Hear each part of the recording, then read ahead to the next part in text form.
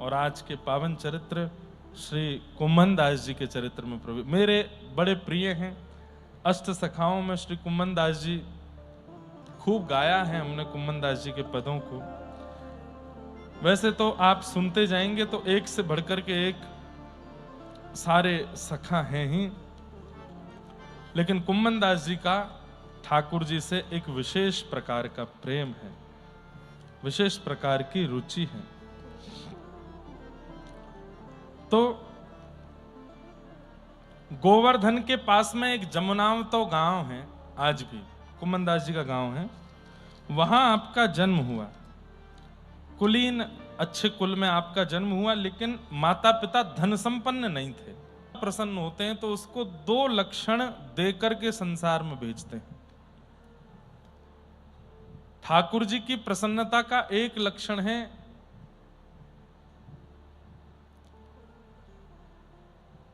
कविता करने का गुण।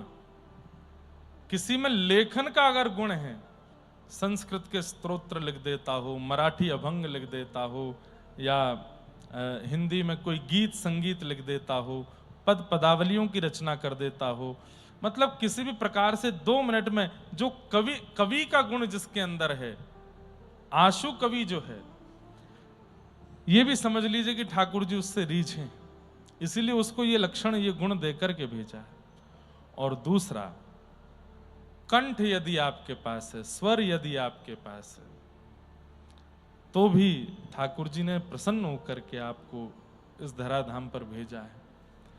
लिखने वाले और गाने वालों को प्रयास करना चाहिए 100% में से 90% तो ठाकुर जी को रिझाने में ही अपने गुण का प्रयोग कीजिए, 10% लोक रंजन में लगा दीजिए, पर 90% ठाकुर जी के लिए ही करिए। क्यों? क्योंकि आपको गुणयुक्त उन्होंने अपने लिए ही बनाया है ताकि आप उनकी सेवा कर सको। कुम्भन दास जी के अंदर ये दोनों गुण थे, वे कवि भी हैं और गाते भी हैं, और ये 8 सखाओं में गुण है। सूरदास जी से लेके सबके सुनोगे, सबके अंदर ये गुण मिलेंगे आपको। सब गाते हैं और सब लिखना जानते हैं, लेकिन अभी तक आप अपनी रचना कहीं सुना इसलिए नहीं रहे थे क्योंकि उस रचना में आपको प्रसन्नता नहीं हो रही थी। जैसे कुम्भन दास जी परिवार के लिए कुछ लिखते थे, मित्रों के लिए कुछ लिखते थे, अपने रिश्तेदारों के लिए कभी कुछ लिखते थे, तो उनको अच्छा लगता था, वो दे भी देते थे लिख करके। लेकिन जब ठाकुर जी की रचना की बात आती थी, लिखते तो थे लेकिन लिख करके उसको गोपनीय कर देते थे। क्यों? अभी उसमें प्रामाणिकता और ठाकुर जी की स्वीकार्यता का बोध नहीं हो रहा था। क्यों? गुरु नहीं आए थे जीवन में अभी तक। एक राह दिखाने वाले, एक मार्ग दिखाने वाले गुरु नहीं मिले थे। तभी कुम्भन दास जी के कान में खबर पड़ी कि गिरिराज जी में भ्रमण करते करते श्रीमन महाप्रभु वल्लभाचार्य महाप्रभु पधारे हैं, और ये खबर पड़ती, आपने अपनी पत्नी से कहा जल्दी चलो, आज गुरु मिल गए हैं, श्री वल्लभाचार्य महाप्रभु की शरणागति लेंगे जाकर के। आप गए, सामने जाकर के बैठे हैं श्रीमद वल्लभाचार्य महाप्रभु के। वल्लभाचार्य महाप्रभु ने जिज्ञासा पूछी, क्या है? बोले कि बस शरणागति चाहिए। शरणागति दे दी, दीक्षा दे दी। दीक्षा देने के बाद आप दोनों की ओर देखे, पति पत्नी दोनों बैठे थे, कुम्भन दास जी और उनकी पत्नी। बोले क्या चाहिए? तो इनकी पत्नी जो थी बेचारी बिल्कुल सीधी सादी थी, जैसे ही पूछा क्या चाहिए, इधर उधर देख के बोली संतान नहीं है हमारे, कृपा करके ऐसा कुछ कर दो, कोई मंत्र मंत्र ऐसा फूंक दो हमारे ऊपर कि घर में एक बालक हो जाए। कुम्भन दास जी बड़े गुस्सा हुए, अरे देवी ये क्या किया तूने? क्यों? बाबा कह रहे कुछ मांगो, तो मैंने मांग लिए कि पुत्र दे दो। अरे देवी, ऐसे महापुरुष के सन्मुख आकर के, जिन्होंने साक्षात श्रीनाथ जी को प्रकट करके विराजमान किया, ऐसे अद्भुत महाप्रभु जी के सन्मुख आकर के भी तेने संसार मांगा।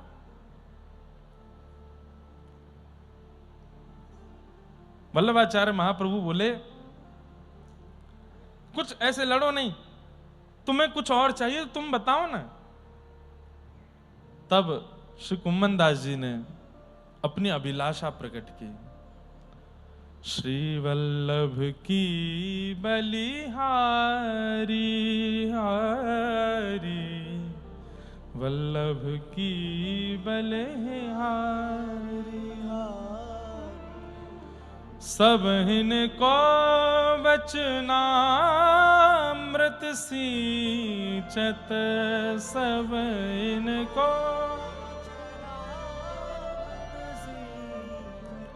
कहीं अंतर दुख हारी हो,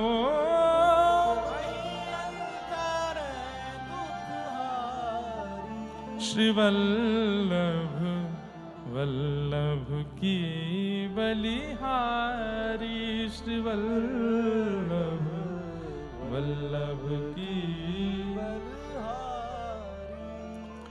नव निकुंज मंदिर की लीला, नव निकुंज जहाँ विहरत नित्य बिहारी हो,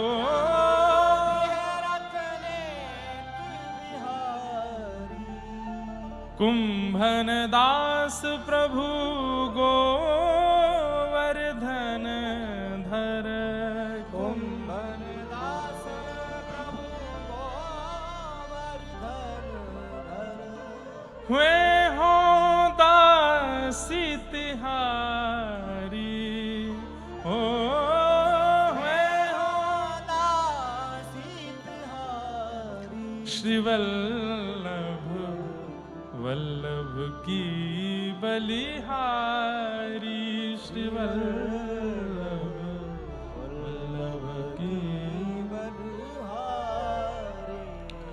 क्या मांगा? गाने लगे कुम्भनदास जी वल्लभाचार्य महाप्रभु के सामने। क्या मांग रहे हैं? नव निकुंज मंदिर की लीला जहां विहरत नित्य बिहारी। मुझे निकुंज के बिहारी जी का दर्शन करना है। बंधुओं, कुंज, निकुंज, निवृत्त निकुंज तीन होते हैं। कुंज किसको कहते हैं? कथा में जो आप लोग सुन लेते हैं, जो हम सुना दें और आपको अनुभव हो जाए, जहां यशोदा मैया भी हैं, नंद बाबा भी हैं, सारे ग्वाल बाल भी हैं, सखियां भी हैं, ठाकुर जी भी हैं, वो कुंज है। पर जहां केवल सखियां हैं और प्रिया प्रियतम हैं, वो निकुंज है। और जहां केवल प्रिया प्रियतम हैं और जिसको वो चाहें उनमें से एक या दो और कोई हैं, वो निवृत्त निकुंज है। क्या मांगा है? नव निकुंज मंदिर की लीला जहां विहरत नित्य बिहारी, उसका दर्शन करा दीजिए नाथ। मुझे नव निकुंज में चलते फिरते ठाकुर जी देखने वो कैसे लगते हैं। कुंभन दास प्रभु गोवर्धन धर, वे हो दासी तिहारी, श्री वल्लभ वल्लभ की बलिहारी। वल्लभाचार्य महाप्रभु हंसने लगे। बस श्रीमद् भागवत जी कहती हैं, प्रयच्छति गुरु प्रीतो वैकुंठम योग दुर्लभम। अपने गुरु को राजी करवा के बुलवाओ मत किया, वो तुमसे राजी हैं तो ऐसा कुछ कृत्य कर दो वो तुम्हारी ओर देख के हंस जाएं। बस उनकी हंसी हुई मतलब वो तुमको देख के प्रेम से हंसे और तुम्हारे सबरे काम बने। वल्लभाचार्य महाप्रभु हंस गए और कुम्भनदास जी से बोले, अब जाओ। और सुनो, उनकी पत्नी को क्या बोले? एक नहीं, दो नहीं, 7 पुत्र होंगे तुम्हारे यहां, जाओ। और एक एक करके 7 पुत्र हुए। आप अब देखो कितनी विलक्षण। अब कुम्भनदास जी का चरित्र अब शुरू हो रहा है, अब ध्यान से सुनिएगा। कुम्भनदास जी के 7 पुत्र हुए। दुनिया पूछती, कुम्भनदास जी कितने बाल बच्चे हैं आपके? तो क्या बोलते? 1.5। कुम्भनदास जी कहते मेरे 1.5 पुत्र हैं। किसी ने कहा 1.5 पुत्र? 1 होते हैं, 2 होते हैं, 1.5 तो किसी के नहीं होते। बोले मेरे 1.5 हैं। क्यों? बोले एक मेरा पुत्र जो है वो पूर्ण भक्त है, इसलिए वो पूरा पुत्र है, और एक जो है वो आधा भक्त है। आधा भक्त कैसे? बोले मंदिर नहीं जाता, संध्योपासन नहीं करता, गुरु दीक्षा नहीं ली है और कुछ नहीं, बस गौ सेवा करता है, इसलिए आधा भक्त है, इसलिए मेरे 1.5 पुत्र हैं।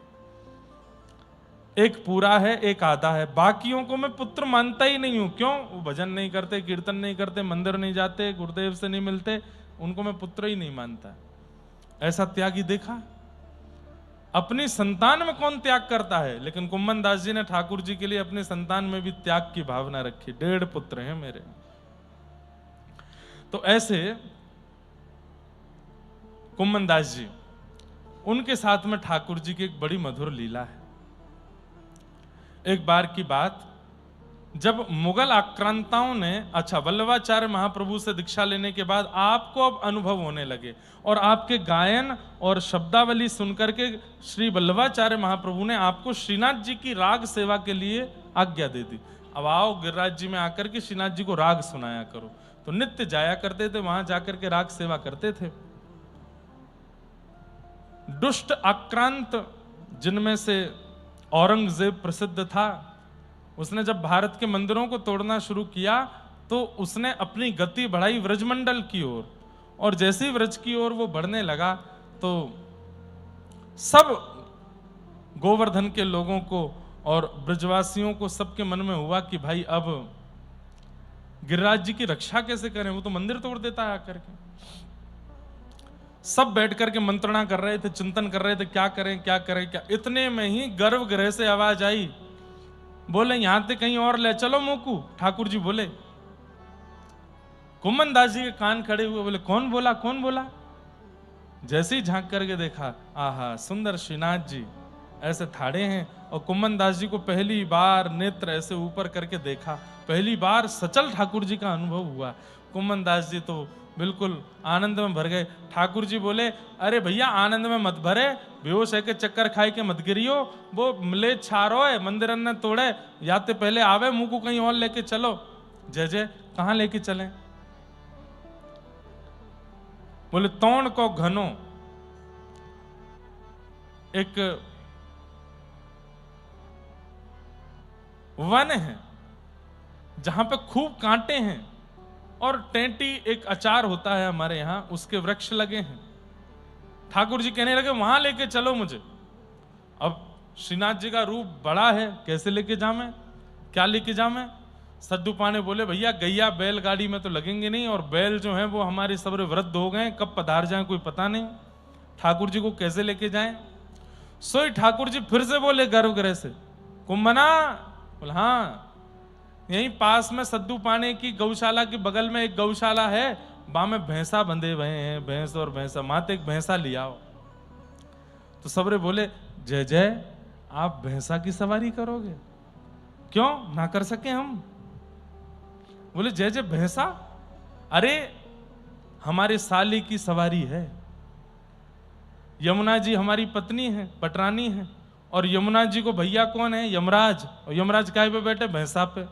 तो हमारे सारी की सवारी है, और सारे की सवारी पे तो जीजा को पूरा अधिकार रहे। खूब हमने गरुड़ की वाहन बने हैं, खूब गरुड़ वाहन बन के उड़ाए हैं, खूब हमने अनेक अनेक वाहन देखे, आज अपने सारे के वाहन पे बैठेंगे, लेके आओ बा भैंसा को। अब महाराज भैंसा लेकर के आए, वाकू पहले इत्र से तो स्नान करायो, इत्र से स्नान कर, गंगा जल से स्नान करा के इत्र लगायो, इत्र लगा करके वहां पर खूब मखमली चद्दर आदि सब बिछाई, खूब मलमल के वस्त्र लगाए, मसनद गद्दी लगाई वहां के ऊपर। इतने में भैंसा चिल्लाने लगो, ये का है रो पीछे। बोले भैया ये वजन सह पाएगो कि नहीं? तो भैंसा पर ठाकुर जी बैठा दिए। जैसे ही भैंसा चला, सो ठाकुर जी बोले, अरे गिरो गिरो गिरो, मैं गिरो मैं गिरो। तो इधर से कुम्मन दास जी का हाथ पकड़ा, उधर से एक और थे सखा, उनका हाथ पकड़ा, और ठाकुर जी उन दोनों के हाथ पकड़ करके ऐसे मटक मटक करके एक मंदिर से तोड़ के घने में जा रहे हैं श्रीनाथ जी। आहा, कुम्मन दास जी गाने लगे, लाल तो है भावत तोड़ को घनो, लाल तो है भावत तोड़ को घनो, कोटि बहुत गोखुर हैं लागे, फाटत हैं सब तनो, भावत तोड़ को घनो लाल तोए, भावत तोड़ को धनो। थोड़े ऋषिया के गा रहे हैं कुम्मन दास जी। लाला ऐसी जगह चुनिए जावे की। बोले क्यों? कहा भयो कितनो आनंद तो आ रहा है। अरे कांटे बहुत गो खुर लागे, फाटत है सब तनो।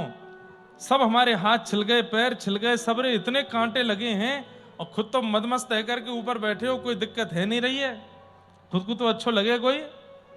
आवत जावत बोल निवारे, बैठत हैं जहां एक जनो। सिन्न कहाँ लोए खरी के डारे, ते छाड़ दियो भोन अपनो। तब बूढ़त ते राख लिए हैं, सुरपति तो त्रनहु नगनो। कुंभन दास प्रभु गोवर्धन, धर वह कौन ढोड़नी को जनो। खूब ऋषियाए ऐसी जगह ले आए हैं, न को सेवकन पर चिंता नहीं कर रहे हैं, इतने कांटे लग गए, हमारे हाथ पैर सब जगह से फट गए, और जैसे तैसे चलते फिरते बेचारे गिरते पड़ते सब लोग लेके ठाकुर जी को वहां पहुंचे। ठाकुर जी खुश हो रहे हैं, ठाकुर जी हंस रहे हैं। कुम्मन दास को कांटे लग रहे हैं, वहां उनको कांटे लग रहे हैं, सबरे इनके हाथ पैर बेचारे ऊपर नीचे, और ठाकुर जी बिल्कुल प्रसन्न है। क्यों? भैंसा के सींग इतने बड़े हैं कि वो जब आगे निकले सब कांटे छट जाएं, ठाकुर जी को कुछ स्पर्श नहीं हुए। कुम्मन दास जी बोले बड़े मंद मंद मुस्काए रहे हो और हमारी ये दशा कर दी है। जैसे टोंड के घने में पहुंचे, वहां जाके ठाकुर जी विराजमान किए। इतने में ठाकुर जी बोले अब चलो, सबरो भोग मेरे सामने धर के तुम सबरे चले जाओ यहाँ से। बोले एक तो कांटे लगवा दिए, ऊपर से हमको न जल की पूछ रहे ना भोजन की, और कह रहे हैं चले जाओ यहाँ से। कुम्मन दास जी बोले चलो आज्ञा है इनकी, चलो। सब प्रसादी ठाकुर जी के सामने रख करके जैसे ही चले गए, दूर कहीं जाकर के बैठे हैं, सब आपस में चर्चा करने लगे। बोले ठाकुर जी ने ये तो बताया नहीं कि वापस कब आना है। कुम्मन दास जी बोले मैंने देखूं कर कहा रहे हैं ये। जैसे ही एक झाड़ के अंदर से झांक करके देखा, तभी क्या देखते हैं, आहा, अत्यंत सुंदर वस्त्र धारण किए हैं, सिर पर चुनरी डारी है, नाक में नख बेसर है, और एक परम सुंदरी युवती सामने से चली आ रही है, और ठाकुर जी उसकी प्रतीक्षा में खड़े हैं। कोई और नहीं है, श्री प्रिया जी है, श्री श्यामा जी हैं, हमारी श्री राधा रानी है। जैसे ही राधा रानी आई, आहा, कुम्मन दास जी तो देख करके आनंदित हो गए। ओ तो ये इनते मिलवे आए। और आज कुम्मन दास जी, अच्छा मैंने वल्लभाचार्य जी से मांगा था कि मुझे नव निकुंज मंदिर में जहां विहार करते ठाकुर जी हैं उनका दर्शन करना है, आज वो दर्शन हो गए। प्रिया प्रियतम दोनों परस्पर एक दूसरे को अन्न पवा रहे हैं, प्रसाद पवा रहे हैं। एक भाग किशोरी जी पवाते हैं, एक भाव ठाकुर जी पवाते हैं, और श्री कुम्मन दास जी दूर से देख करके, इतने कांटे लगे। इसका क्या तात्पर्य था? जब तक भव के जितने भी हमारे कर्म बंधन हैं उनको हम भोग नहीं लेंगे, तब तक भगवत अनुभव होना संभव नहीं है। जब तक जीवन में आने वाले कष्टों को हम भोग नहीं लेंगे, जो हमारे प्रारब्ध के हैं, वो जब तक खत्म नहीं हो जाएंगे, भगवत अनुभव होना थोड़ा मुश्किल है। कुम्मन दास जी को कांटे लगवा करके तोड़ के घने में ये थोड़ा सा श्रम दे करके ठाकुर जी ने जीवन पर्यंत के जितने कष्ट थे सब कांटों से निकाल दिए और अपने नित्य विहार का दर्शन कराया। आपने दर्शन करके बड़े आनंदित हुए, बड़े प्रसन्न हुए। ठाकुर जी वापस मंदिर में आके विराज गए। नित्य नित्य खूब सुंदर सुंदर पदों की सेवा, खूब सुंदर रागों की सेवा आप करते थे। एक बार गोसाई श्री विठलनाथ जी ने तानसेन को बुलवाया। तानसेन आए, बड़े गायक तानसेन, और कुम्मन दास जी को उनकी सेवा में रहने के लिए कहा। बोले भाई गायक आ रहे हैं, तुम भी गायक हो, तो गायक को क्या चाहिए, जरूरत हो तुम समझ सकते हो। तो बड़े गायक दिल्ली से आ रहे हैं तानसेन ठाकुर जी की सेवा करने के लिए, उनकी सेवा में तुम रहना। कुम्मन दास जी बोले जो आज्ञा। तानसेन आए, आकर के सबसे पहले तो कुम्मनदास जी ने उनको स्वागत किया, आइए आइए, विठलनाथ जी ने मुझको आज्ञा दी आपकी सेवा, आप प्रसाद पा लीजिए। प्रसाद पाने बैठे तो फिर डिमांड करने लगे, हमको तो ये खाना है, हमको तो ऐसा खाना है, ये खा। तो कुम्मनदास जी सब तैयारी करवा के लाने लगे, हमारे लिए पान बनवा करके लाओ। तो कुम्मनदास जी जाने लगे, सुनो उसमें थोड़ा सा जर्दा मिलवा के लाना, तंबाकू। कुम्मनदास जी देखने लगे, बोले भैया तुम ठाकुर जी की सेवा करवे आए हो कि किसी राजमहल में गाने आए हो? पान बनवा लाए। कुम्मनदास जी उनको लेकर के जैसे ही मंदिर पहुंचे, श्रीनाथ जी के सन्मुख बैठे हैं और श्रीनाथ जी के सन्मुख बैठ करके तानसेन ने गाना प्रारंभ किया। जैसे ही गाते हुए तानसेन को देखा, और शिष्य कैसे बने इसके पीछे भी एक सुंदर कथा है। तानसेन जी के संदर्भ में कथा आती है कि एक समय ऐसा आया कि अब तानसेन को लोग सुनने के लिए नहीं बुलाते थे, तो तानसेन को बैठा देते और चारों तरफ बुझे हुए दीपक रख देते और बस एक ही बात कहते, इनको आप जलाओ गा करके। तानसेन बोले भाई मुझ पे और भी राग आते हैं, मैं और भी रागों का कलाकार हूं, बहुत कुछ गाना जानता हूं, वो भी सुनिए, यही क्यों करवाना होता है? बोले नहीं यही करो। तो ये करते करते अब स्थिति ये हो गई थी कि अब तानसेन जब भी राग दीपक गाते थे, उनके स्वयं के शरीर में दाह होने लगता था, जलन होने लगती थी।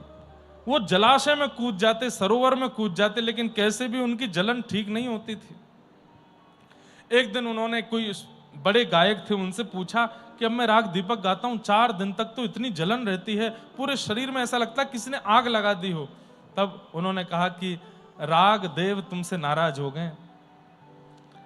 बोले अब इनको कैसे मनाऊं? बोले ये तो नहीं मानेंगे, लेकिन इसका एक तरीका है। बोले क्या?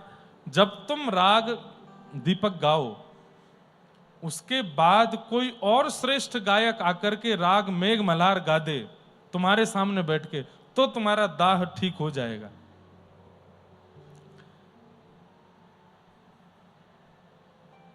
अब इनसे ऊंचा कोई गायक ही नहीं था। इन्होंने कई बार प्रयास किया गायकों को बुला करके, बोलते मैं दीपक गाऊंगा, जैसे ही मेरे अंग में दाह हो तुम राग मेघ मल्हार गाना। तो ये राग दीपक गाते और जैसे ही दाह होता कहते गाओ। अब वो खूब गाते रहते, लेकिन इन पर कोई असर ही नहीं होता, क्योंकि मेघों का बरसना आवश्यक है और वो केवल इन्हीं से होता था और किसी से नहीं हो सकता। अपनी चिकित्सा स्वयं नहीं कर पा रहे थे अपनी, क्योंकि औषधि अंदर ही है, कैसे करें? तो इन्होंने निर्णय ले लिया कि अब मैं दीपक राग नहीं गाऊंगा। लेकिन इनकी प्रसिद्धि उसी बात से थी, जहां भी जाते थे वहां दीपक राग ही गवाया जाता था। एक बार बादशाह ने इनको बुलाया और बुला करके कहा दीपक गाओ। तो बोले भगवान मैं और कुछ सुना दूंगा आपको, लेकिन वो राग में नहीं गा सकता, मुझे तन में दाह होता है, मेरे को अग्नि लग जाती है और मैं मर जाऊंगा किसी दिन अगर मैं गाऊंगा तो, इसलिए आप कृपा करके मैं और कुछ सुना देता हूं पर वो मत सुने। तब किसी ने बादशाह के कान भरते हुए कह दिया, बोले कि महाराज आप बड़े बड़े अतिथियों को बुलाते हैं, तानसेन से गवाते हैं और उनके सामने जब ये दीप जला देता है तो सब आपकी प्रशंसा करते हैं, इसलिए तानसेन चिढ़ गया है। गाता मैं हूं, मेहनत मैं करता हूं, प्रशंसा इनकी होती है, इसलिए आपकी प्रशंसा ना हो, इसलिए इसने ये निर्णय लिया है कि ये राग दीपक नहीं गाएगा। तो बादशाह ने कहा अगर ऐसी बात है तो आज ये इसको दीपक गाना पड़ेगा। अपने सैनिकों को खड़ा कर दिया तलवार लेकर के, अगर ये नहीं गावे तो इसका सर धड़ से अलग कर देना। तानसेन बैठे हैं, सोच रहे हैं अब मैं क्या करूं। बोले कि इनके तलवारों से मरने से अच्छा है कि मैं दीपक गा करके अपने राग को गाते हुए स्वयं जल करके ही मर जाता हूं। जैसे ही गाना प्रारंभ किया दीपक तो जल गए, लोग बाग खड़े होकर के ताली बजाने लगे, लेकिन तानसेन वहां नहीं था। क्यों? दौड़ गए, बाहर भाग करके गए, सरोवर में कूदें, नदी में स्नान करें और रोवें, चीखें, चिल्लावें, पूरा शरीर कंपायमान होवे, सब जगह अग्नि लगी है, दौड़ते जा रहे हैं, दौड़ते जा रहे हैं, दौड़ते जा रहे हैं, सबसे कह रहे हैं कोई रक्षा करो, कोई बचाओ, मुझे कोई बचाओ।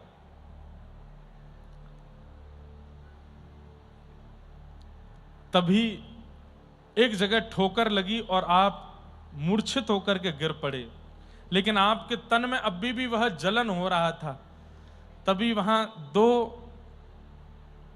गोपियां व्रज की, अभी की बात है, तानसेन कितने 500 वर्ष पूर्व होंगे, व्रज की दो ग्वालिन गोपियां वो गोबर थापने के लिए आई थीं, और थापते थापते जब उन्होंने इनको देखा तो देखते ही समझ गई कि ये दीपक राग गा करके इनका शरीर अंदर से जल रहा है, इनको मेघ मल्हार सुनाना पड़ेगा। और हाथ में गोबर लगे हुए ब्रज की सामान्य सी अनपढ़ सी वो गोपियां मेघ मल्हार गाने लगी। आकाश में बादल प्रकट हो गए और तानसेन के ऊपर बरसने लगे।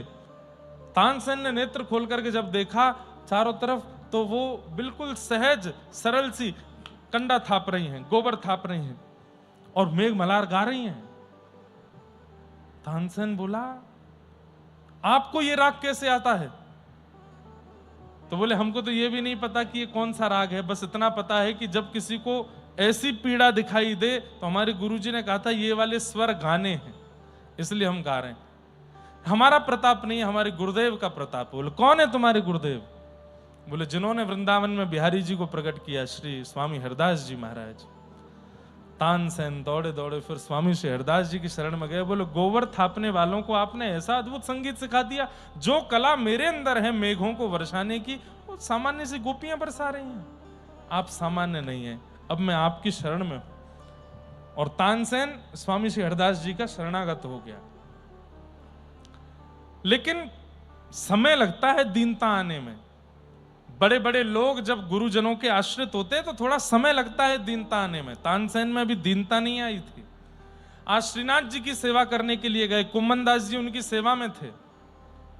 सामने बैठ करके जैसे ही राग गाना प्रारंभ किया, अंदर से गोसाई विठलनाथ जी ने देखा गा रहे हैं और बीच बीच में कुम्मन दास जी के हाथ में पीक दान दे रखा था, उसमें पीक दान करते हैं और फिर गाने लगते हैं। गोसाई श्री विठलनाथ जी ने तुरंत कपाट बंद कर दिए ठाकुर जी के और बाहर आकर के बोले, पहले बाहर जाओ, कुल्ला करके आओ, मुंह धो करके आओ। ये रजवाड़ों के राज शासन में नहीं गा रहे हो आप, ये ठाकुर जी का स्थान है, पवित्र होकर के आइए, फिर गाइए। उनको थोड़ा लगा तो उठ करके गए, बाहर हाथ मुंह धो के कुल्ला उल्ला करके आए, आकर के बैठ के फिर गाने लगे। जैसे ही गाने लगे गोसाई जी ने फिर कपाट खोल दिए। थोड़ी देर सुनने के बाद गोसाई जी ने जैसे ही भीतर झांक करके देखा मंदिर में, तो श्रीनाथ जी को झोंके आ रहे थे, श्रीनाथ जी को नींद आ रही है और कभी इधर जावें कभी ऐसे करें, ठाकुर जी खड़े खड़े झोंके ले रहे हैं।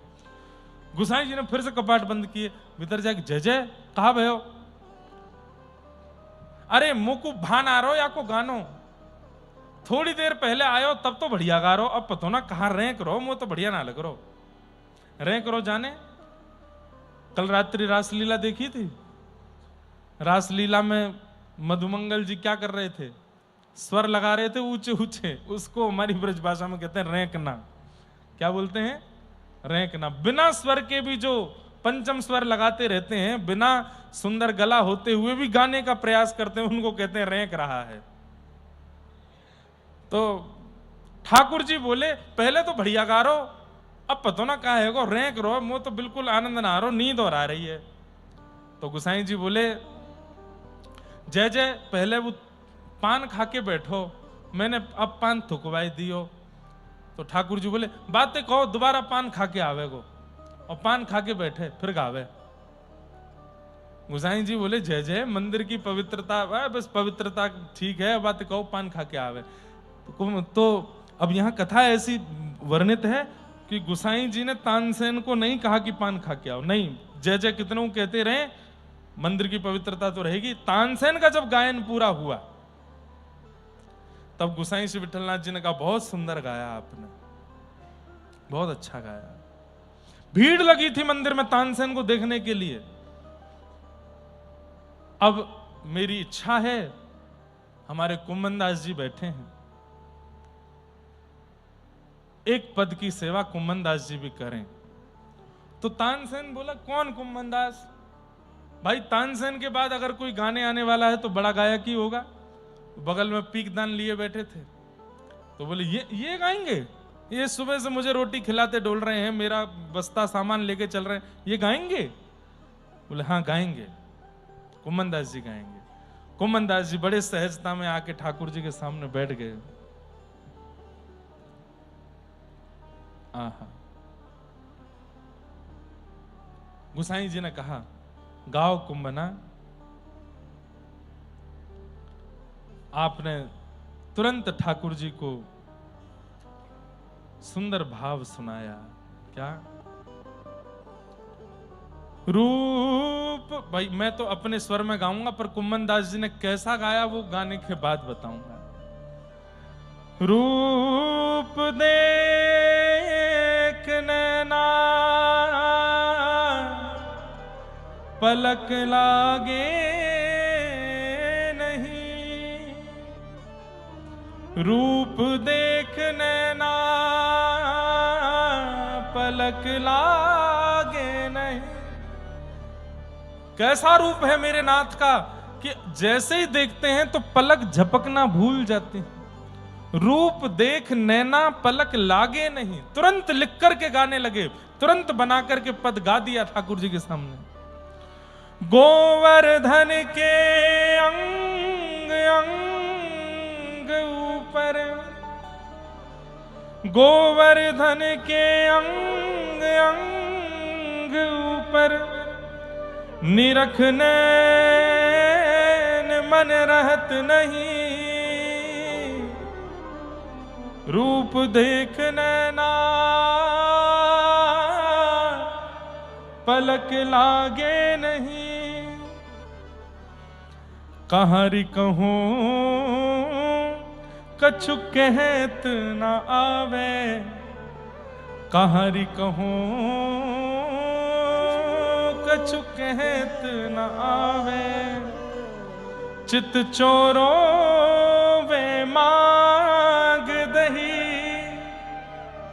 गोपी कह रही है कैसे वर्णन करूं, मैं मार्ग से जा रही थी और रास्ते में खड़े हो गए, दही का दान मांगने लगे। अरे दही का दान मांगने में कितनों दही दे आई? बोले पूरी मटकी दे आई। क्यों?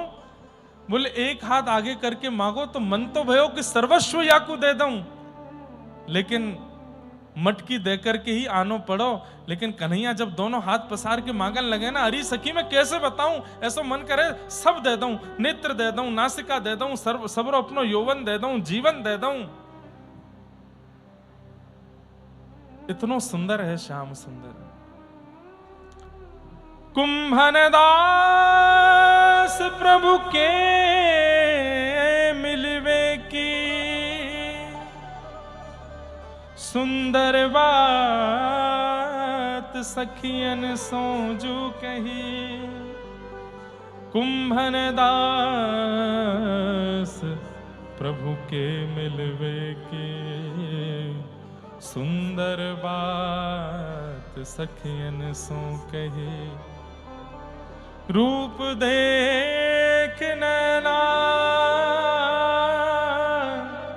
पलक लागे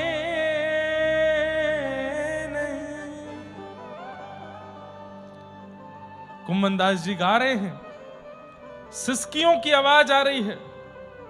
और तभी गुसाई विठलनाथ जी ने भीतर देखा तो भीतर श्याम सुंदर के नेत्र सजल हैं, और सामने देखा तो कुम्मन दास जी के नेत्र सजल हैं। लेकिन स्थिति तो तब विचित्र हो गई। तब क्या देखा, पीछे तानसेन मूर्छित पड़े हैं और नेत्रों से अविरल अश्रुधार गिर रही है। भाई आप यदि किसी चीज में निपुण हैं और उसी भाव में निपुण और कोई व्यक्ति आ जाए तो ये बात होती ही है, ये स्वाभाविक बात है कि आपके चित्त में उसके प्रति प्रतिस्पर्धा आ जाएगी, उसके प्रति ईर्ष्या आ जाएगी। पर यदि कोई वस्तु आपको आती है और कोई दूसरा आकर के जब वही क्रिया करने लगे और आपको उसके प्रति प्रतिस्पर्धा ना हो, उसके प्रति ईर्ष्या ना हो, बल्कि उसके प्रति प्रेम होने लगे, वो वही कर रहा है जो आप करते आए हैं, लेकिन फिर भी आपको उसके प्रति प्रीति हो रही है, तो ये बात प्रमाणित है या तो उसके चित्त में ठाकुर जी विराजमान है या आपके चित्त में ठाकुर जी विराजमान है। कुम्मन दास जी के चित्त में ठाकुर जी बैठे हैं, तानसेन सुनकर के प्रतिस्पर्धित हो जाना चाहिए था, ईर्ष्या हो जानी चाहिए थी। तानसेन जब गा रहे थे तब वाह वाह हो रही थी, लेकिन कुम्मन दास जी ने जब गाया तो केवल आह हो रही है, सबके नेत्रों में अश्रु भर आए हैं। तानसेन को जब होश आया, कुम्मन दास जी को हृदय से लगा लिया। मैंने जीवन पर्यंत गाया, बड़े बड़े गायकों को, अपने गुरुदेव के अलावा किसी की गायकी को मैंने सराहा नहीं, लेकिन आज आपके चरणों में प्रणाम करता हूं। आपके मेरे पास स्वर है, मेरे पास कंठ है, मेरे पास शब्द हैं, पर उन स्वर, शब्द और कंठ का उचित उपयोग जैसा मैं करना चाहता था वैसा आप कर रहे हैं। मीठी ईर्ष्या हो रही है मुझे कुम्मन दास जी आपसे। मैंने जगत के राजाओं को रिझाया, लेकिन आपने जगत बनाने वाले को रिझाया है, आपने जगन्नाथ को रिझाया है। अद्भुत। ऐसे श्री कुम्मन दास जी। एक बार आप सुबह सुबह राग भैरव अलाप रहे थे। ये राग भैरवी है? ये कौन सा है? अहीर भैरव है? अहीर भैरव है। अच्छा, एक बार आप सुबह सुबह गा रहे थे, अहीर भैरव ही गा रहे थे, यही चल रहा है ना? तभी फतेहपुर सीकरी पड़ता है आगरा से आगे। वहां का बादशाह गोवर्धन आया था और उसने जैसे ही देखा कि आप इतना सुंदर स्वर में गा रहे थे, उसने जैसे ही सुना, अब राजा तो रिजवार होते हैं, बिना देखे बिना जाने राजा के मुख से बस निकल गया, वाह वाह वाह, क्या कहना क्या कहना क्या कहना। कुम्मन दास जी ने यह सुना, उठ करके खड़े हुए। कौन बोला? असंख्य सैनिक खड़े थे, रथ पर राजा बैठा था। तभी सेनापति बोला, हमारे राजा आए फतेहपुर सीकरी। आपका स्वर सुनकर के और उनके मुख से वाह निकली है। कुम्मन दास जी ने उसी सरोवर का जल हाथ में लेकर संकल्प लिया, आज के बाद अहीर भैरव राग नहीं गाऊंगा। क्यों? जिस राग पर संसार का एक व्यक्ति आनंदित हो रहा है। अरे मैं तो जिनसे वाह सुनना चाहता था उन्होंने तो वाह करी नहीं, और जिसको सुनना ही नहीं चाहता वो वाह वाह कर रहा है। आज के बाद ये राग ही नहीं गाऊंगा, झूठा हो गया राग। ठाकुर जी को अमनिया भोग लगाना है। अमनिया मतलब जिस पर किसी का मन ना आवे। इस राजा का मन आ गया है, अब नहीं गाऊंगा ये राग। कितना कितना सूक्ष्म चिंतन करता है भक्त अपने ठाकुर की सेवा में। हम आप होते और पता चल जाता हमारी कथा से, हमारे वक्तव्य से, हमारी बात से, हमारे गायन से राजा रीझ गया है, तो हम और बढ़िया गाते, और राजा रीझ जाए और रीझ जाए, ऐसा हो जाए, मेरा मुरीद हो जाए, मेरा फैन हो जाए। पर कुम्मन दास जी के चित्त में ये भावना नहीं। और सुनाइए। कुम्मन दास जी बोले, अब तो मैंने संकल्प ले लियो यार, राग को कभी नहीं गाऊंगा। और कुम्मन दास जी वहां से चले गए। राजा ने अपने सैनिकों को लगा दिया, बोले सुनो, ये व्यक्ति मुझको मेरे दरबार में चाहिए और ये वहां बैठ करके सुनाएगा, गायन करेगा। सैनिक लोग लगे कुम्मन दास जी के पीछे। जब जब मंदिर जामे तो हाथ जोड़े, बोले हमारे राजा बुला रहे हैं, आप नहीं जाओगे तो वो हमारी गर्दन काट देंगे, चल दीजिए ना। बोले बिल्कुल नहीं जाऊंगा, मैं राज दरबारों में नहीं गाता हूं, मैं अपने ठाकुर को प्रसन्न करने के लिए गाता हूं। सैनिकों ने जाकर के इनके घर पर जब इनके घर की स्थिति देखी तो अत्यंत 17 लोग रहते थे घर में। कितने लोग? 17 से ज्यादा ही होंगे, गिनती करवाऊं। 7 पुत्र, 7 उनकी पत्नियां, कितने हो गए? 14। 15वें कुम्मन दास जी और 16वीं इनकी पत्नी, हाँ 17 ही हैं। और एक इनकी भतीजी थी, वो विधवा थी, वो भी इनके पास ही रहती थी। 17 लोग घर में रहते थे। और घर की स्थिति क्या थी? वर्षा आ जाए तो कमर कमर तक जल भर जाता था घर में। और घर की स्थिति और सुन लो। कुम्मन दास जी एक बार अपनी भतीजी से बोलते हैं, अरे सुनो, क्या तिलक स्वरूप करना है तो आरसी ले आओ और आसन ले आओ। तो इनकी भतीजी बोली, आरसी तो गैया पी गई और आसन बछड़ा खा गए। तो सुनने वालों को लगा कि ऐसी कैसी आरसी है भैया जिसको गैया पी गई, दर्पण को गैया कैसे पी सकती है। तब किसी ने पूछा, बोले गैया कैसे पी गई, आरसी तो पी नहीं जा सकती। बोले अरे भैया, एक कठौता है, उसमें जल भर के उसमें मैं अपना मुख देखता हूं, उसी को आरसी बोलता हूं। और जो गायों को लगने वाला चारा है, वो चारा ही मेरा आसन है, उसी को नीचे बिछा के बैठ जाता हूं। तो भतीजी कह रही है कि आरसी तो गैया पी गई और आसन बछड़ा खा गए, मतलब चारा खा गए, कुछ है ही नहीं। इतने गरीब। आप पगड़ी पहनते थे सिर पर, उसमें 17 जोड़ थे। जोड़ किसको कहते हैं? मतलब एक वस्त्र को ही पहन लेना, ये एक जोड़। पर आप एक ही वस्त्र 17 जगह से फटा हुआ है, उसको जगह जगह से संभाल करके, मोड़ करके, ऐसे करके पाग पहनते थे कुम्मनदास जी। इतनी दीन अवस्था।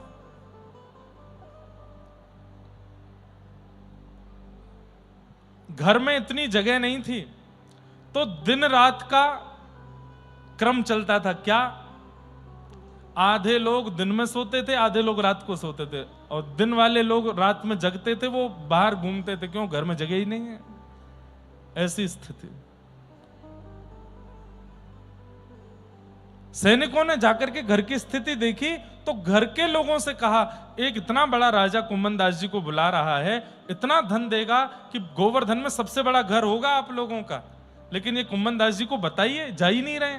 घर के लोग पीछे पड़ गए, कुम्मनदास तुमको तो बिल्कुल नहीं लगती है, घर की चिंता नहीं है, परवाह नहीं है, पूरे दिन गोवर्धन नाथ में लगे रहते हो, इन्हीं को गाना सुनाना है, इन्हीं को ये सुना। अरे घर का भी तो विचार करो, एक राजा बुला रहा है, चले जाइए, धन देगा, आप मत लीजिएगा, अपने हमको दे दीजिएगा। घर के लोग बहुत जब ताने देने लगे, तुम लोगों को धन चाहिए ना, जाता हूं, तुम लोगों के लिए जाऊंगा। रथ भेजा था, लेकिन पैदल गए गोवर्धन से आगरा, आगरा से आगे फतेहपुर, और वहां राजा के सामने पहुंच गए। राजा ने कहा, आखिरकार आना ही पड़ा आपको, जल्दी बताइए क्या सुनना है आपको। बोले राग अहीर भैरव, जो उस दिन आप गा रहे थे वही सुनाओ। बोले राग सुनना है ना, बस शब्द कुछ भी गा सकता हूं। बोले हाँ, शब्द में आप स्वतंत्र, कुछ भी गाओ। तो कुम्मनदास जी बोले सुनो फिर। भगत को कहा सीख सो काम, भगत को कहा सीख सो काम, भगत को कहा सीख सो काम, भगत को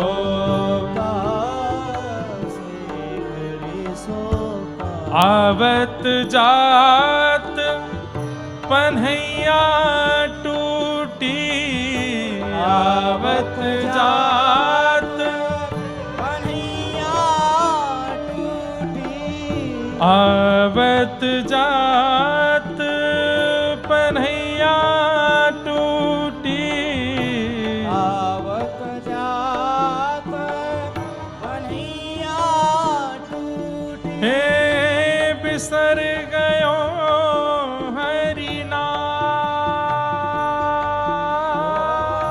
बिसर गयो हरि नाम, भगत को कहाँ सीख सो काम, भगत को कहाँ सीख सो काम। अरे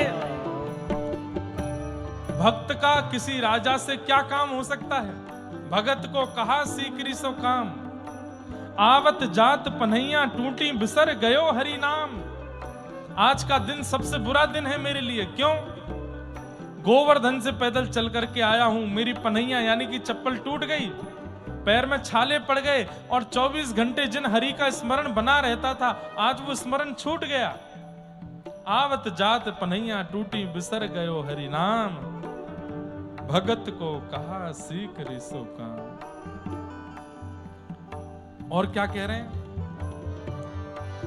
जाको मुख देखत दुख लागत, जाको मुख देखत दुख लागत।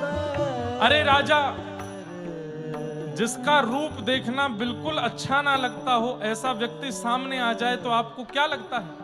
बोले मेरा मन करता है ऐसा व्यक्ति मेरे सामने आ जाए तो मैं तलवार से उसका गर्दन, उसके सर धड़ से अलग कर दूं।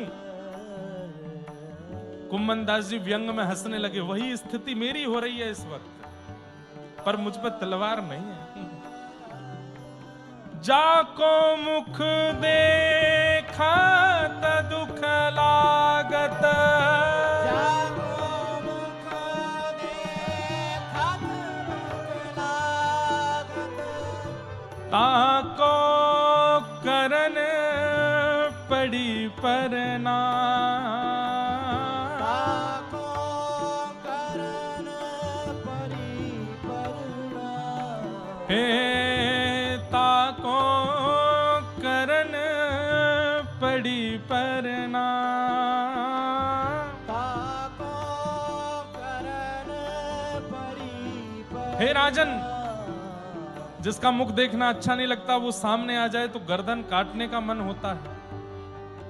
हाँ, और जिसका मुख देखना अच्छा नहीं लगता, अगर उसको प्रणाम करने को कह दिया जाए तो क्या होगा आपको?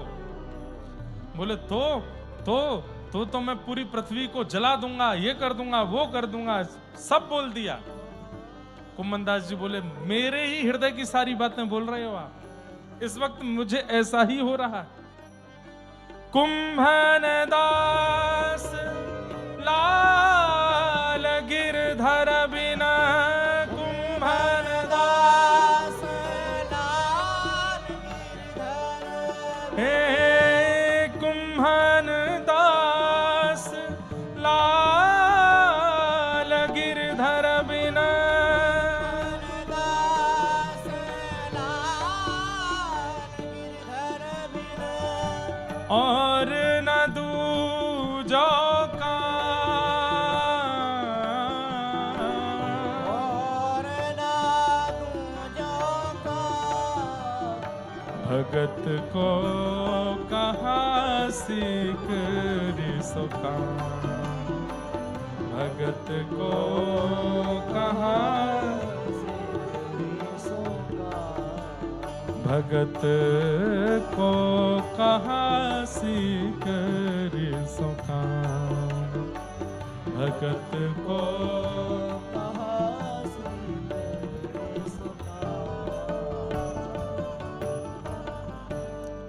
राग सुना दिया राजा के मतलब का और बातें कह दी अपने हृदय की।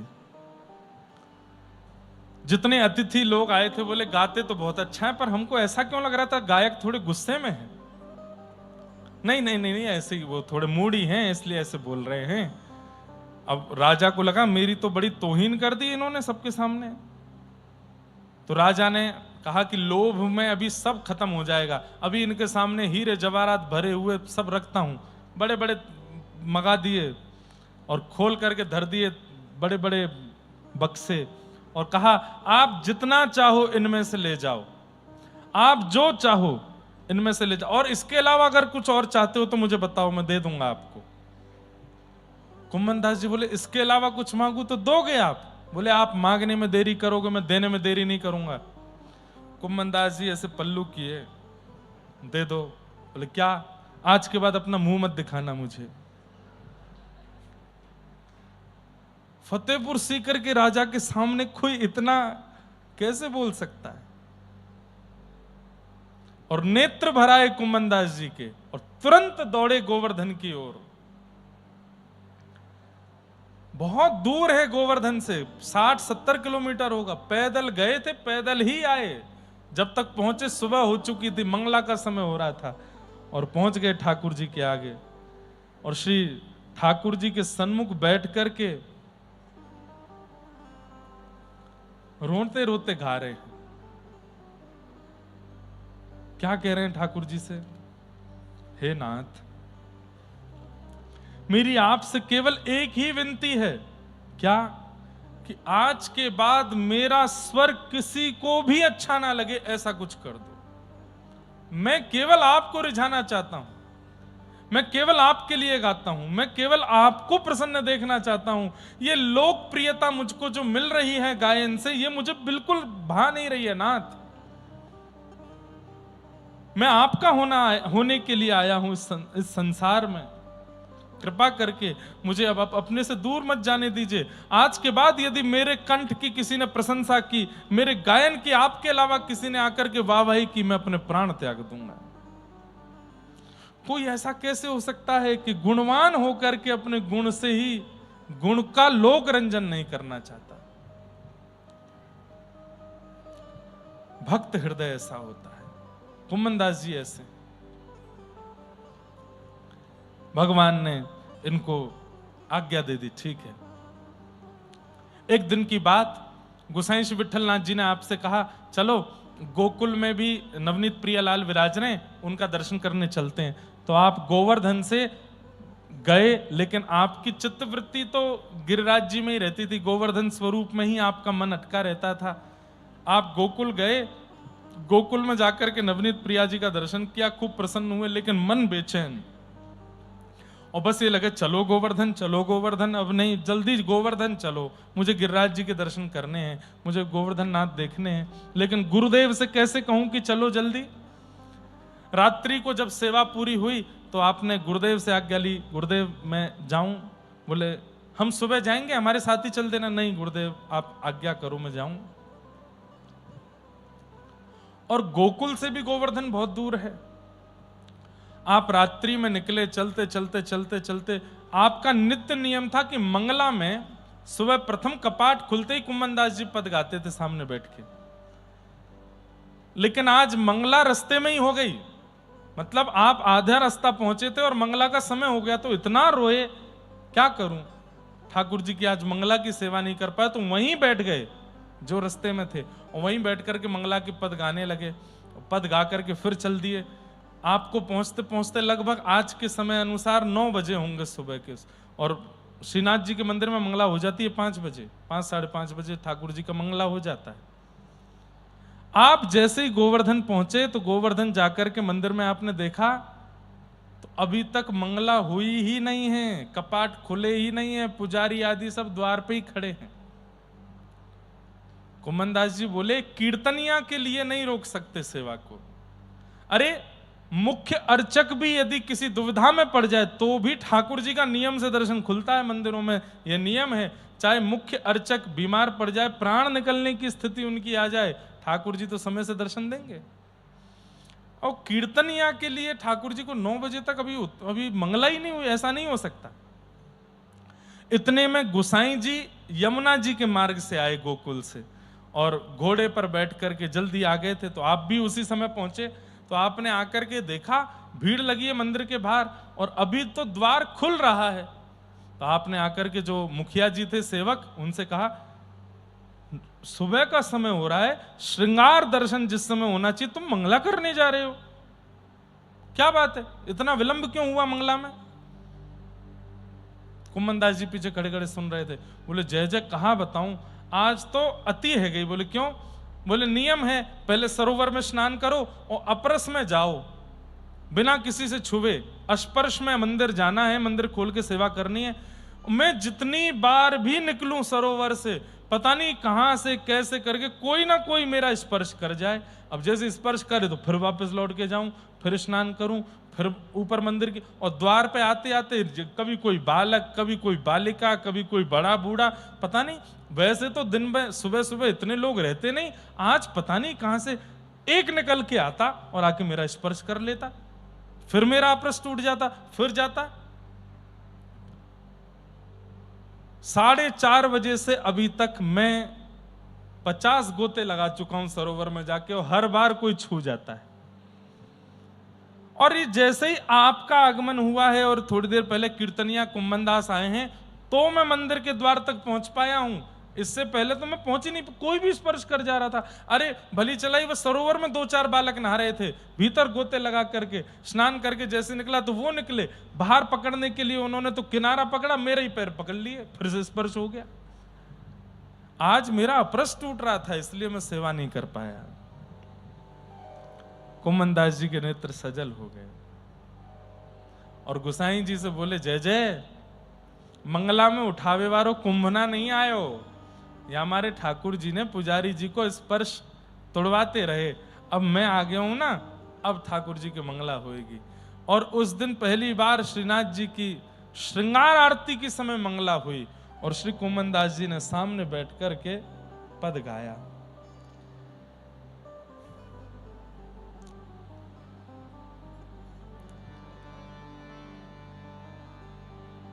कितने दिन है जो गए बिन देखे, तरुण किशोर रसिक नंद नंदन, तरुण किशोर रसिक नंद नंदन। बहुत सुंदर पद है बंधु, इतना प्यारा पद है। क्या गा रहे हैं कुम्भनदास जी? कल गए थे, आज आ गए हैं, और क्या कह रहे हैं? आपको देखे बगैर कितने दिन हो गए नाथ, और इतने दिनों में देखो आप कितने बदल गए। कैसे बदल गए? तरुण किशोर रसिक नंदन नंद नंदन, कछुक उठत मुख रेखे।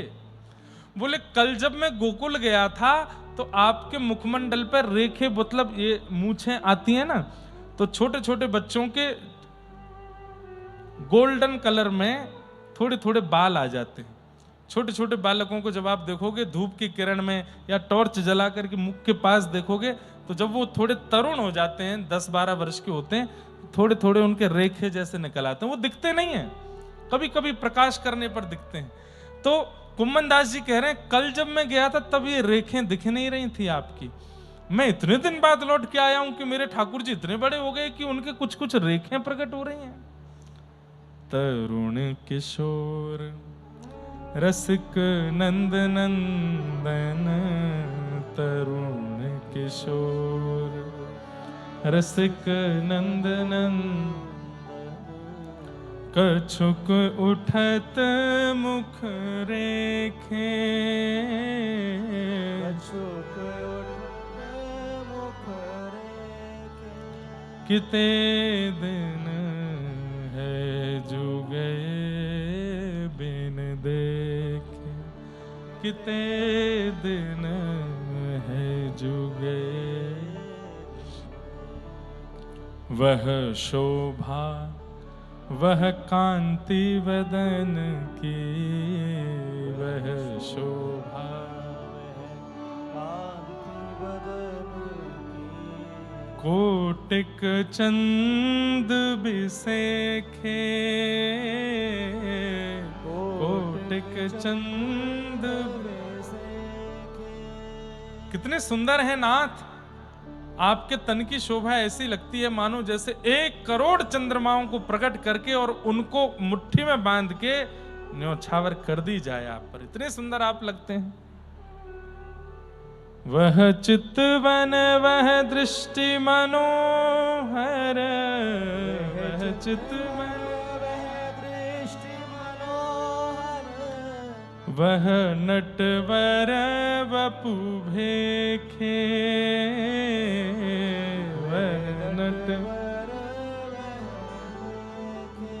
किते दिन है जो गए बिन देखे, किते दिन है जो गए बिन।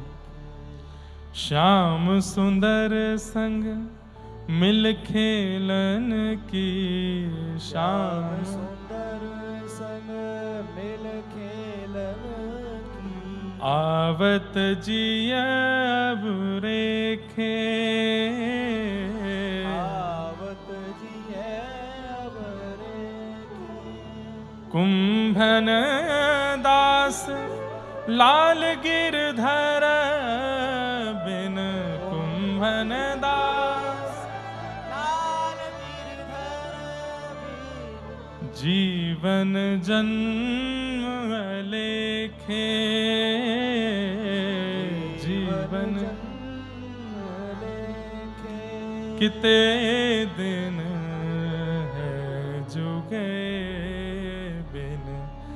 देखे कि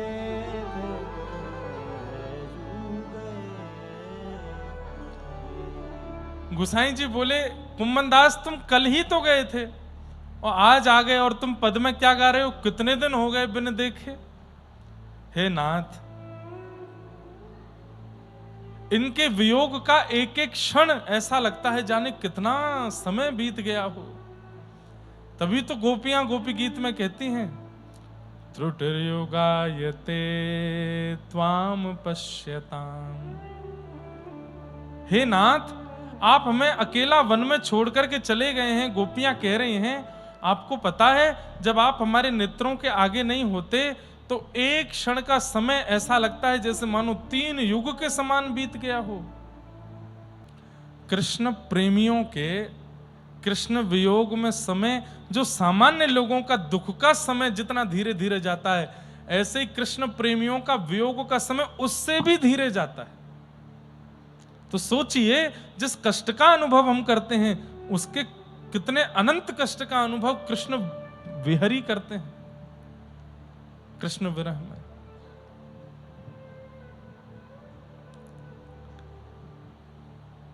आहा, किते दिन है जो गए बिन देखे, तरुण किशोर रसिक नंद नंदन कछु उठत मुख रेखे।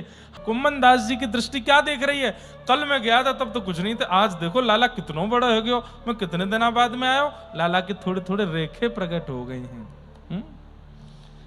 वह शोभा वह कांति बदन की कोटिक चंद बिसेखे, वह चितवन वह दृष्टि मनोहर वह नटवर वपु भेखे। श्याम सुंदर संग मिल खेलन की आवत जिय अवेरे, कुंभन दास लाल गिरधर बिन जीवन जन्म लेखे। ठाकुर जी को इतना प्रेम हो गया कुम्मनदास जी से, कुम्भना अब तो को मैं एक लीला को दर्शन कराऊं। कुम्मनदास जी बोले कैसी लीला? बोले एक गोपी रोज आवे दर्शन करवे के काजे, ध्यान से सुनिएगा, एक गोपी रोज मेरो दर्शन करवे आवे। अच्छो कहा करे?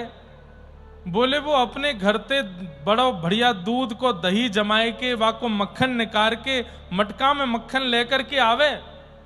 अच्छा फिर का दूर खड़ी है जाए और दूर खड़ी है के वह मक्खन को मुंह दिखावे और मुंह दिखा के लाला धोरी गैया को मक्खन निकारो है, बड़ो सुंदर सुगंधी आ रही है, बड़ो स्वाद बनो है लाला, लेकिन मैं मंदिर में ना दे के जाऊंगी, ये सबरे मंदिर के लोग खा जाएंगे, मैं तो अपने घर में ही रखूंगी और जगह बता गई है मुकू वहां वो मक्खन धरो है। कुम्मनदास जी बोले तो मेरो मन हेरोवा के घर पे जाके खाया हूं मैं और तू मेरो संग दे दे यहां में। कुम्मनदास जी बोले जय जय, ये कैसी इच्छा है रही है आपकी? बोले चोरी करवे की इच्छा है रही है, द्वापर युग गए बहुत दिन है गो, द्वापर में चोरी करी, अब कलयुग आए गयो है और मेरो मन हेरो एक बार ने चोरी करिया हूं तनिक सी नेक सी। कुम्मनदास जी बोले जय जय, अगर पता चल गई ना दुनिया को कि आप चोरी करो, सबरे पकड़ के आपको जो है का है फिर गारी देंगे, बुरो भरो कहेंगे, मारेंगे, अन्ना कोई है ना पता चलेगी, तू चिंता मत कर, बस तू मेरो संग दे दे। कुम्मनदास जी बोले कहा करनो है? बोले शाम को आ जाइयो, मंदिर बंद होने के बाद पीछे वाली खिड़की के नीचे आके खड़ो है जाइयो। अच्छा, पूरी दुनिया को ठाकुर जी अचल दिखते हैं, पर कुम्मनदास सरीखे भक्तों को ठाकुर जी सचल बात करते हैं उनसे। कुम्मनदास जी शाम के समय गए और मंदिर के पीछे वाली खिड़की पर जाके खड़े हो गए। इतने में ही ठाकुर जी, मंदिर बंद हुआ, सब दर्शनार्थी चले गए, सेवक पुजारी सब अपने अपने घर को चले गए। उसके बाद ठाकुर जी गर्भगृह की खिड़की से बाहर निकले, सचल हो गए। कुम्मनदास जी देख रहे हैं, आहा कितने सुंदर ला। ए कुम्मना का देख रहे हो? आपको रूप देख रहा हूं कितने सुंदर। ए रूप मत देखे, चोरी करवे जा रहे हैं हम, नीचे आ, यहां पे आ जा। कुम्मनदास जी की अवस्था 60-70 के बीच की हो गई, बूढ़े बड़े हो गए। ठाकुर जी उतर करके कंधा पे बैठ गए और दोनों पैर ऐसे लटका लिए, दोनों हाथ अपने सिर पर रख लिए कुम्मन दास जी के। और कुम्मन दास जी कहें, चल कुम्मना सुन। बोले हाँ, जल्दी करियो, लोकर करा। जल्दी करियो। क्यों? अरे चोरी में देरी ना करो करे करें, अगर पकड़ में आएगा ना दोनों पिटेंगे मैं और तू, हमारी जल्दी करियो बस। और ये ज्यादा भाव भावन में मत आ जाइयो, मंदिर में बड़ो भाव में रोता रहे मेरे पीछे, माम चोरी करवे जा रहे कहीं मामो देख के रोने लगे ना, रोऊंगो जय जय। कुम्मन दास जी ऐसे पकड़ के बैठे हैं, कभी कभी ठाकुर जी के चरण ऐसे दबाने लगते हैं, कितने कोमल चरण हैं। कभी कभी ऐसी नासिका करके ठाकुर जी के चरण की सुगंधी सूंघ लेते हैं, विश्वास नहीं कर पा रहे हैं। ठाकुर जी से कह रहे हैं, जय जय मेरे नेक बाल खींचियो ऊपर ते। बोले क्यों? बोले खींचो तो। खींचे ठाकुर जी, हाँ सच मुंह लग रही सपनों तो नहीं है कहीं, नेक मुंह नोच जाइयो यहाँ पे। ठाकुर जी नोच जाए, अरे ये तो सांची है रही है घटना। जय जय आप सांची मेरे कंधा पे बैठ के चल रहे हो? बोले हाँ तेरे कंधा पे बैठा हूं मैं, चल जल्दी कर, मेरे मुंह में पानी आ रहा, भूख लग रही है मुझको, रात्रि है गई है, सब सो गए होंगे, बाकी घर में जाके मक्खन खा के आमेंगे। कुम्मन दास जी बोले, मुझे तो ये पता ही ना है वो सखी कहां रे। ठाकुर जी बोले, मैं बता रहा हूं ना, सीधे चल, आगे पोखर आवेगो, वहां से दाहिने मुड़ जाइयो, फिर वहां के बाद में एक रास्ता आवेगो, एक पेड़ आवेगो, वहां के बाद बाएं मुड़ जाइयो, और फिर बातें आगे यहां से दाएं मुड़ जाइयो, वहीं वहां को घर है। कुम्मन दास जी के नेत्र सजल हो रहे हैं कि अरे भाई, सामान्य हमारे मित्रगण यदि कभी बिना बताए घर आ जाते हैं तो हम क्या पूछते हैं, आपको हमारे घर का रास्ता पता था? अरे आपका घर का रास्ता नहीं पता होगा तो हमें लगता है यह भी एक प्रेम का प्रमाण होता है, प्रेम का प्रतीक होता है कि आपका प्रेमी आपके घर का रास्ता जानता है, आपकी कॉलोनी का नाम जानता है। लेकिन वो प्रेमी ठाकुर जी हैं, ठाकुर जी जानते हैं कि तुम कहां रहते हो, तुम्हारा घर कौन सा है, गली कौन सी है, द्वार कौन से हैं, खिड़की कौन से हैं। कुम्मन दास जी बोले, जय जय एक बात बताओ। बोले हाँ, या सखी तो मुकू नेक मीठी ईर्षा है रही है, तुम्हें मेरो घर पता हो कहां है?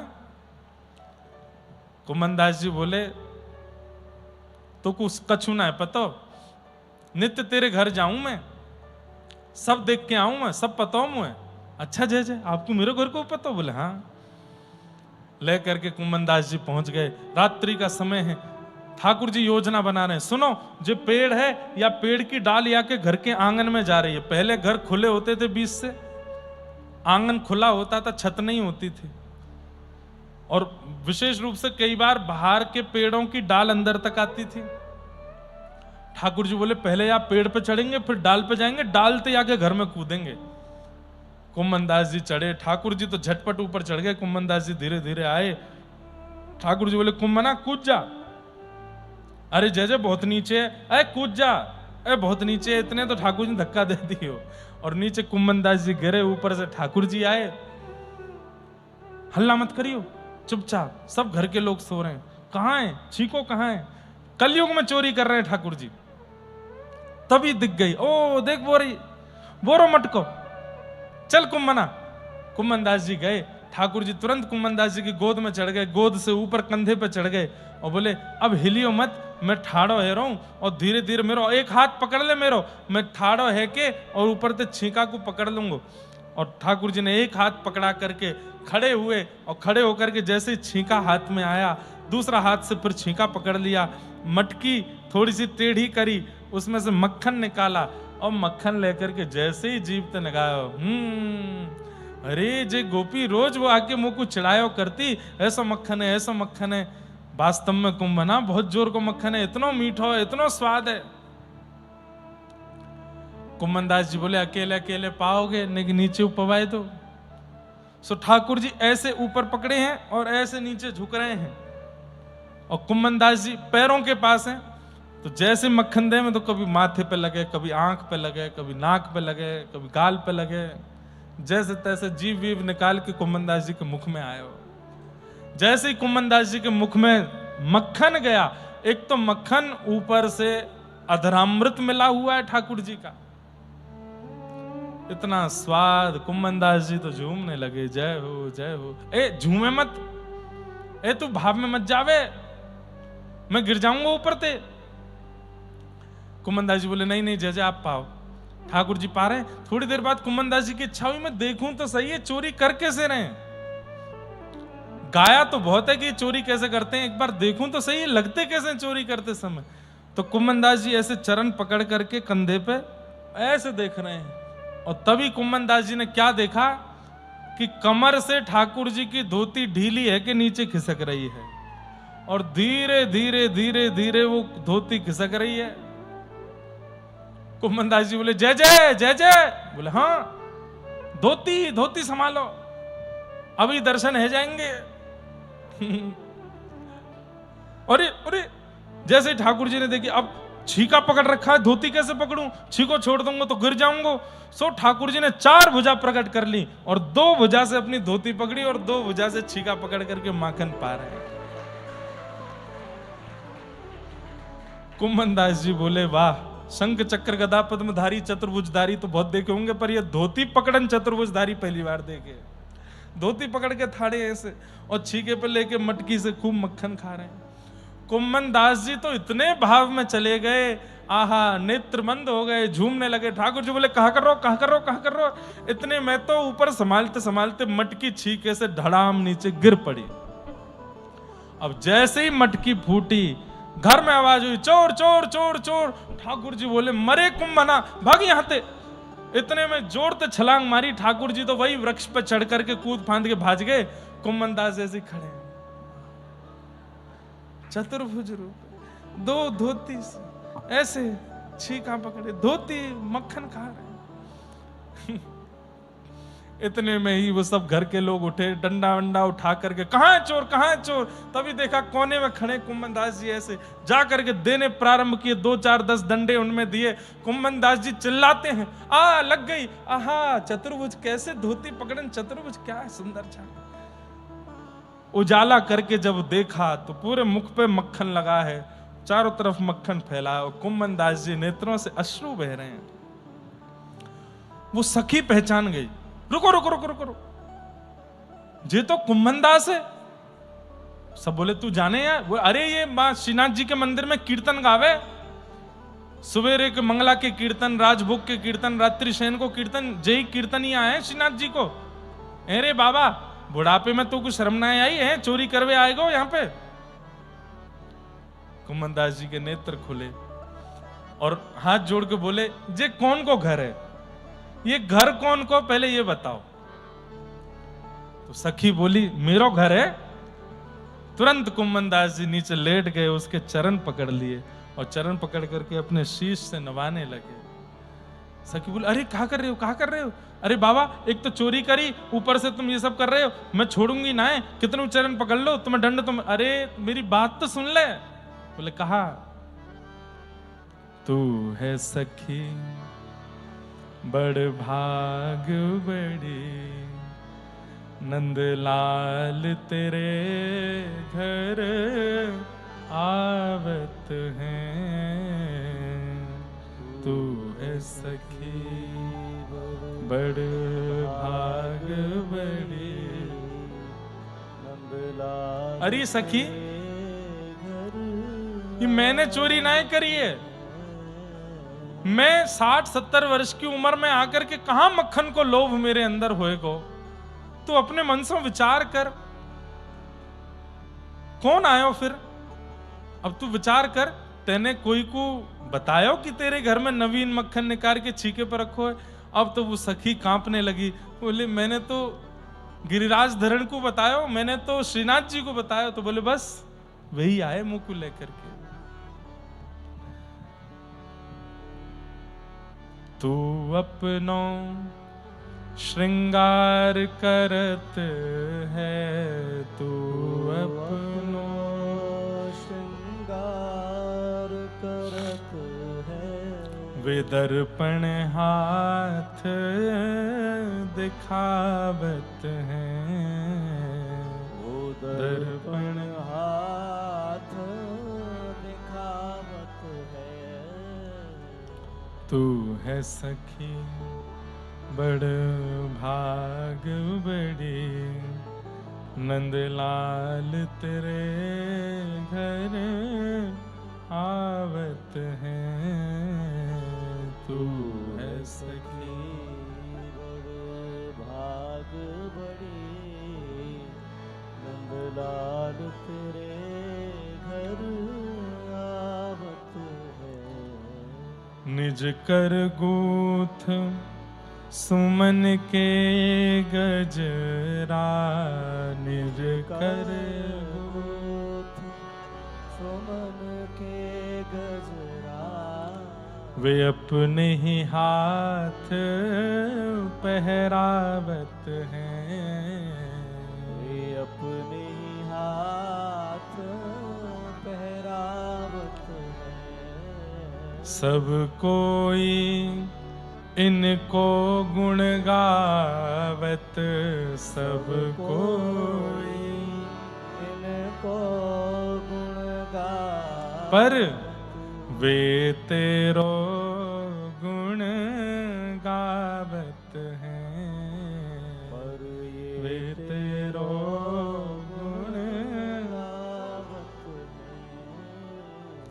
कुंभन दास लाल गिरधर के, कुंभन दास लाल गिरधर के, वे तो तेरे ही हाथ बिकावत हैं। तेरे ही हाथ बिकावत है। तू है सखी बड़ भाग बड़े नंदलाल तेरे घर आवत हैं। तू है सखी बड़ भाग बड़ी नंदलाल तेरे घर आवत है। अब तो वो सखी रोवे सो रोवे। कुम्मन दास जी कहें अरे तेरे बड़भाग हैं, ठाकुर जी आए गए तेरे घर को माखन। अब वो सखी दौड़ करके गई, फूटी हुई मटकी में से माखन निकाल करके पा रही है। बोले मुझे दर्शन क्यों नहीं हुए, मुझे दर्शन क्यों नहीं हुए कुम्मन दास जी? बोले मैं जय जय सो निवेदन करूंगा तो पे कृपा करेंगे, तो को अनुभव कराएंगे। अब तू चिंता मत करे, ठाकुर जी ने तो को स्वीकार कर लियो है, तभी तेरे घर आए। और उसको समझा करके कुम्मन दास जी निकल पड़े। थोड़ी दूर गए तो कदम वृक्ष के नीचे देखा ठाकुर जी थाड़े थे। कुम्मन दास जी जय जय यहां खड़े हो? अरे कुम्मना तोते मैंने कही जल्दी करियो जल्दी करियो, और तुम वहां पे झूम रहे हो, मेरे पामन ने पकड़ करके ऐसे झूम रहे हो, गिर दई मटकी तो को मारो तो नहीं? कुम्मन दास जी बोले बहुत मारो, आप मुंह को मरवे का छोड़ा। बोले मैं छोड़ के आया, तू रह गयो अपने आप वहीं पे, चल अब तो को एक शुभ समाचार सुना दूं मैं। बोले कहा? तू तो अभी घर जावेगो तब तो को पता चलेगी, पर मैं पहले ही बता दे रहा हूं, तेरी बहू ने तेरी पत्नी ने अभी अभी एक लाला को जन्म दियो है, और मैं तो सो इतना प्रसन्न हूं, मैं वरदान दे रहा हूं वो तो से भी बड़ो मेरो भक्त बनेगो। कुम्मन दास जी इतने प्रसन्न हुए, जैसे ही घर गए बालक को गोद में उठाया। नामकरण जब होना था तो नेत्र बंद होके वही धोती वाले चतुर्भुज दास दिखाई दिए, जो धोती पकड़े हैं, छीका पकड़े हैं। चतुर्भुज रूप का दर्शन हुआ तो आपने अपने पुत्र का नाम चतुर्भुज दास रखा। चतुर्भुज दास, अपने पुत्र का नाम चतुर्भुज दास रखा, जिन्होंने वैष्णव जनों के हृदय का सबसे प्रिय पद गाया है। गोवर्धन वासी सांवरे, गोवर्धन वासी सांवरे, गोवर्धन वासी सांवरे,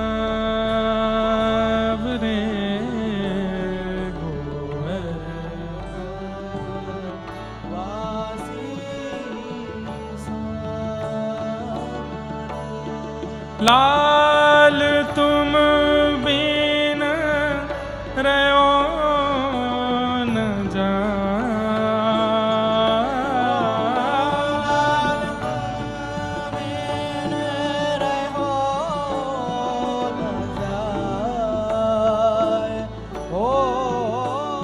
लाल तुम बिन रयो न जाय रे गोवर्धन वासी सांवरे गोवर्धन वासी सांवरे हे गोवर्धन वासी सांवरे गोवर्धन वासी सांवरे दर्शन को नैना तपे वचन सुनन को कान ओ दर्शन को नैना तपे वचन सुनन को हो मिलवे को हियरा तपे हिय के जीवन प्राण गोवर्धन वासी सांवरे गोवर्धन वासी। ये कुम्मन दास जी के पुत्र का पद है, चतुर्भुज दास जी, जिनका चरित्र हम लोग सुनेंगे। अभी सूरदास हो गए, कृष्णदास हो गए, कुम्मन दास। श्री कुम्मन दास जी जैसे ही चतुर्भुज दास जी का जन्म हुआ, उसके बाद लीलाएं तो बहुत हुई कुम्मन दास जी के साथ। कुम्मन दास जी ने मन में विचार किया कि अब मुझे राहत है कि मेरे ठाकुर की सेवा करवे वारो कोई आ गयो है, अब मुझे निकुंज में जाना चाहिए। और वृद्धावस्था थी, गोवर्धन गए थे, दर्शन करके लौट रहे थे गांव की तरफ, तभी शंकरषण कुंड पर आप जाकर के लेट गए। आपके पुत्र चतुर्भुज दास की गोद में सिर रखा, तभी गुसाई श्री विठलनाथ जी भी वहां पर आ गए। सब रसिक जन वैष्णव जन इकट्ठे हो गए। कुम्मन दास जी अपनी अंतिम क्षण की लीला में थे। सबने पूछा, हे कुम्मन दास जी, आपको क्या अनुभव हो रहा है? तब कुम्मन दास जी ने एक पद गाया। अच्छा, एक बात आपको अष्ट सखाओं की सबकी प्रमुख मिलेगी, इन्होंने अपने अंतिम श्वास में अपने गुरु और युगल में किशोरी जी का स्मरण करके प्राण त्यागा। कुम्मन दास जी ने अपने जीवन का अंतिम पद गाया। रसिकनी रस में रहत गढ़ी, हे रसिकनी रस में रहत कनक बेल वृषभानु नंदिनी, कनक बेल वृषभानु नंदनी, हे श्याम तमाल चढ़ी, श्याम तमाल चढ़ी, ओ रसिकनी रस में रहत गढ़ी,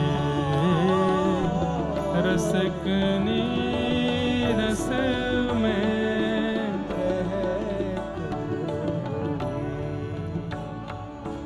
ओ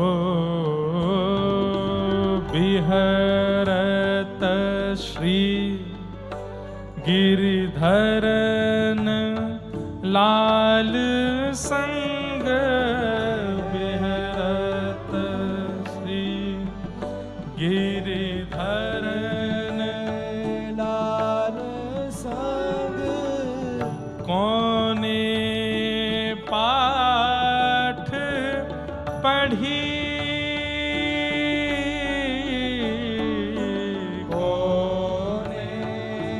बात बड़ी